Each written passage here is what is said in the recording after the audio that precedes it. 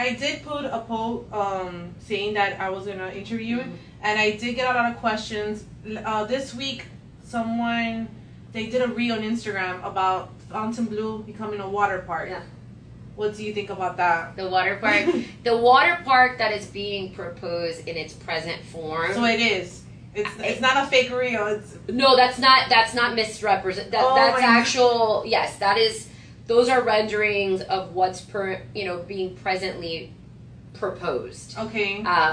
I don't foresee, it's private property, yes, but I don't foresee, the historical preservation. They had the committee, and there was a lot of residents that came out and spoke in opposition of what's actually being presented. Mm-hmm. I don't know in what's being presented right now in that form that would ever pass. I think if you've seen it, it doesn't make sense. It's not a water park that you or I were necessarily, and I don't even think it would be actually open to. You would have to be staying at the Fontainebleau. So imagine you go to the Club Live, and then you get drunk, and then you go to the water park.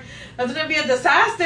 That's what I've been thinking. Imagine you're in the pool and you see little Wayne stuck in the slides. I wouldn't, I wouldn't opine on it right now, given that I'm not up on the dais yet.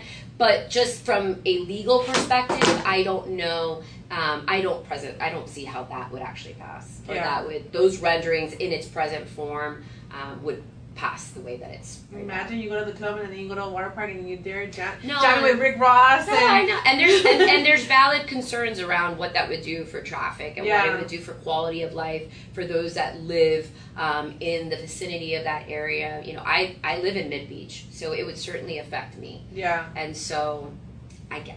Again, I can't see it in its present form. We have to get you in there to get. Yeah, there's a lot of things that we can work on if the voters just take a leap of faith in me, because I am the outsider candidate, right? I mean, it's your first time running for anything. It is the first time public office. Oh. It is my first time running. But people look at me as the outsider candidate. Mm-hmm. Plus, I've got an R next to my name. So, for good and for bad, I think I want people to know, at my core, I am an advocate.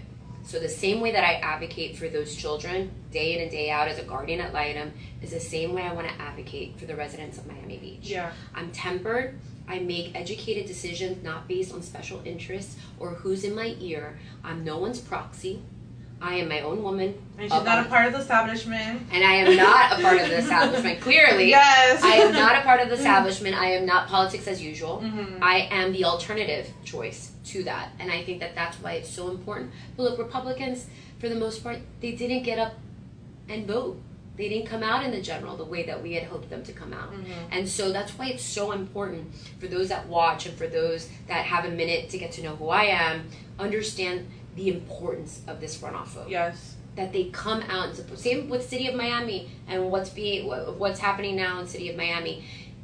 We can all say what we want and opine on what should be. Mm-hmm. But if you don't go out and vote and participate it in your democratic process, then you can't come back later and say, well, this is that a lot of people are confused. They think Trump is the one who's going to fix the potholes. Trump is the one who fixes the snow. And it's not like that. That's why we joined Miami Day Today. That's why we started doing this podcast, to educate people that when to fix a pothole, you have to call her. Yes, you call me for the pothole. You don't call Trump. Trump. There's an issue going on in your neighborhood, she's the one to call. Absolutely. HOA problems, she's the one to call. Yeah.